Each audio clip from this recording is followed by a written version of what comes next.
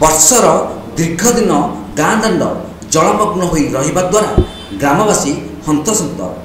ଜରୁରୀକାଳୀନ ସମୟରେ ଆମ୍ବୁଲାନ୍ସ ମଧ୍ୟ ଗାଁ ଭିତରକୁ ପଶି ପାରୁନାହିଁ। ଗ୍ରାମବାସୀମାନେ ଆଣ୍ଠୁଏ ପାଣିରେ ଯିବା ଆସିବା କରିବା ଦ୍ୱାରା ଓ ଏଭଳି ଅସ୍ୱାସ୍ଥ୍ୟକର ପରିବେଶରେ ଚଳିବା ଦ୍ୱାରା ଅକଥନୀୟ ଦୁର୍ଦ୍ଦଶାର ସମ୍ମୁଖୀନ ହୋଇ ବିଭିନ୍ନ ରୋଗରେ ପୀଡ଼ିତ ହେଉଛନ୍ତି। ଜଳ ନିଷ୍କାସନର ବ୍ୟବସ୍ଥା କରିବାକୁ ଗ୍ରାମବାସୀ ବାରମ୍ବାର ସ୍ଥାନୀୟ ନିର୍ବାଚିତ ପ୍ରତିନିଧି ଓ ପ୍ରଶାସନିକ ଅଧିକାରୀମାନଙ୍କ ନିକଟରେ ଗୁହାରି କରୁଥିଲେ ମଧ୍ୟ କୌଣସି ସମାଧାନ ହୋଇପାରୁନାହିଁ। ଏଭଳି ଘଟଣା ଦେଖିବାକୁ ମିଳିଛି ଜଗତସିଂହପୁର ଜିଲ୍ଲା ବାଲିକୁଦା ବ୍ଲକ ଅନ୍ତର୍ଗତ ବାଲିସାହି ଗ୍ରାମରେ। ଏହି ସମସ୍ୟାର ସମ୍ମୁଖୀନ ଦୀର୍ଘ 10 ବର୍ଷ ହେଲାଣି ଗ୍ରାମବାସୀମାନେ ସମ୍ମୁଖୀନ ହେଉଛନ୍ତି। ଏଣୁ ଏହାର କୌଣସି ପ୍ରତିକାର ନ ହେବାରୁ ଆଜି ଉତ୍କଳ ସମାଜ ନାମକ ଅନୁଷ୍ଠାନ ପକ୍ଷରୁ ଏହାର ପ୍ରତିବାଦ କରାଯାଇଛି।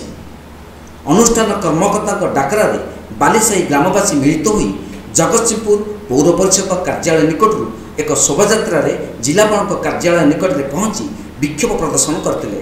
ଏହି ସମସ୍ୟାକୁ ଯୁଦ୍ଧକାଳୀନ ଭିତ୍ତିରେ ସମାଧାନ କରିବାକୁ ଜିଲ୍ଲାପାଳଙ୍କୁ ଦାବିପତ୍ର ଦିଆଯାଇଥିଲା।